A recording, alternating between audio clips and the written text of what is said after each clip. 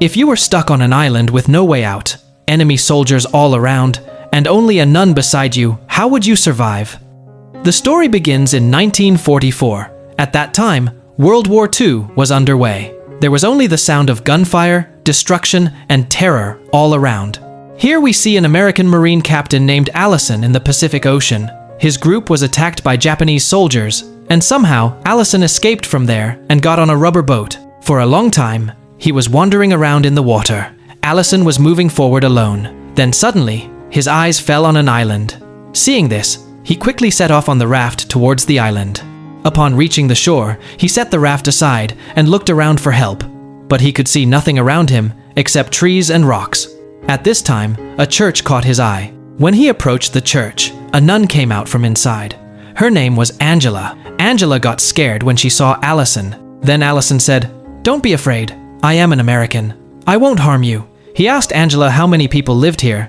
Angela said, "I live here alone." Allison couldn't believe it at first when he heard this. Angela took him into her shelter and gave him food. Allison then asked, "Why are you here alone?" Angela said, "I came to this island with a priest. Our job was to rescue some elderly priests from the hands of Japanese soldiers. But when we arrived here, we saw that the Japanese had already arrived on the island. They had taken those priests away. Given the situation, we decided to hide here for a few days. But a few days later, the priest I came with became unwell, and he died. Since then, I have been living here alone.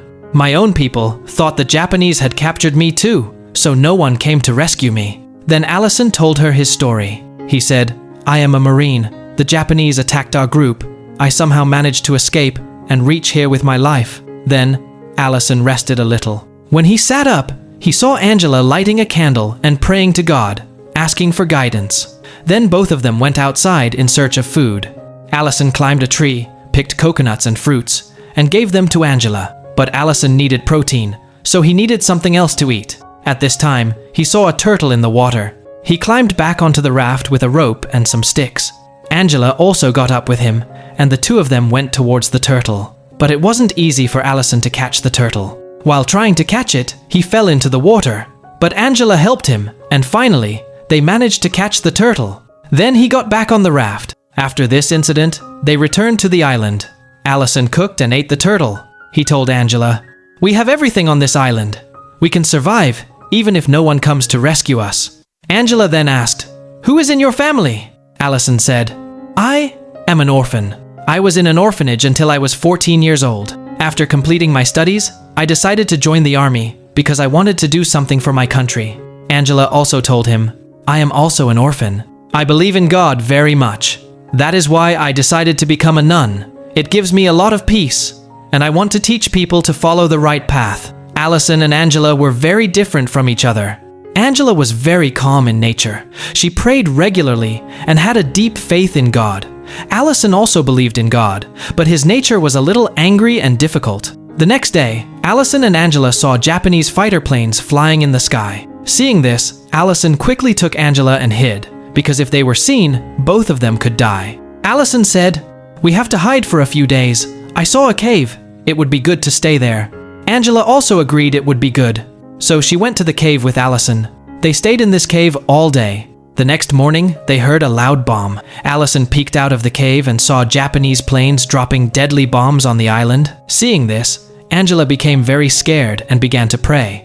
Allison encouraged her and tried to calm her down. After some time, when the warplanes left, they came out of the cave. They saw only destruction around them. Their living space and the church were completely destroyed. Just then, a group of Japanese soldiers arrived on the island to set up a meteorological base. They also destroyed the raft that Allison had brought with him. Seeing them again, Allison and Angela were forced to flee back into the cave. Soldiers were roaming around nearby. Seeing this, Allison became alert and asked Angela to stay aside. He stood with a knife in his hand. However, the soldiers did not enter the cave. They left after a while. Here, Angela told Allison, "I will surrender myself to the Japanese. I hope they don't harm a nun. This will give you a chance to escape." She also said, "We don't even have any food left." But Allison didn't agree. He said, "We can't take that risk. They can do anything to you. We have to hide here." In the evening, Allison left the cave. The Japanese soldiers had built many camps there. Avoiding them, he went to the other side and continued fishing. But some Japanese soldiers saw him. Then Allison lay down pretending to be dead. The soldiers didn't suspect anything when they saw this and went away. Then Allison returned to the cave after catching fish, and he started eating that fish with Angela. But since Angela was a nun, she had stopped eating fish. Now that they had nothing left, she was forced to eat fish, but she couldn't digest raw fish and vomited. Then Angela fell asleep without eating. A while later, while Angela was sleeping, Allison quietly emerged from the cave and kept watching the movements of the Japanese soldiers. He smeared black paint on his face so that no one would recognize him. When he got the chance, he sneaked into the soldiers' camp and started packing food items into a bag. Then suddenly, a soldier arrived there, so Allison quietly hid. If he made even the slightest sound, he couldn't escape. The situation became so dangerous that he had to spend the whole night there. The next morning, while all the Japanese soldiers were busy training outside the camp, Allison slowly walked out with his bag. He went and hid somewhere else. Meanwhile, when Angela woke up, she got scared when she didn't see Allison in the cave. She thought maybe Allison was dead, so she broke down in tears. At this time, Allison returned to the cave, avoiding the eyes of the Japanese soldiers. Angela was very happy to see him return safely. Allison told her, "I went to the camp for food," but Angela got angry. She said, "You left without telling me. As a result, I was very scared." Then Allison said, "I won't do that next time." The next day, Allison gave Angela a flower and a necklace. Angela became happy after seeing these. Allison asked her, "Have you ever wanted to leave your nun life and live like a normal person?" To this question, Angela said, "I haven't finished my vow yet. A total of 5 years are given to become a nun so that someone can think about their decision. I'm not completely sure yet." In fact, Allison had developed feelings for Angela. He didn't want Angela to completely become a nun. Just then, they heard some noise outside. Looking out, they saw Japanese soldiers leaving the island. They were both very happy to see this. There were many food and drinks left in the camp by the Japanese, so now they no longer had to worry about eating. Then, one day, Allison told Angela, "I was very lonely since I was a child. I went through a lot of hardships, but now I want to be happy with you." He said, "I have started to love you. I want you to change your decision to become a nun. When the war is over, will you marry me?" Angela was shocked to hear this. She said, "I have dedicated myself to God. I cannot cheat God and be with anyone else." Allison was very sad to hear this. "Still," he said, "if my words have hurt you, then please forgive me." The two of them sat together after dinner that night. Then Allison found a bottle of wine left by the Japanese and drank a lot. Intoxicated, he began to make comments that Angela's promises were trivial. He said, "We are stuck on this island like Adam and Eve."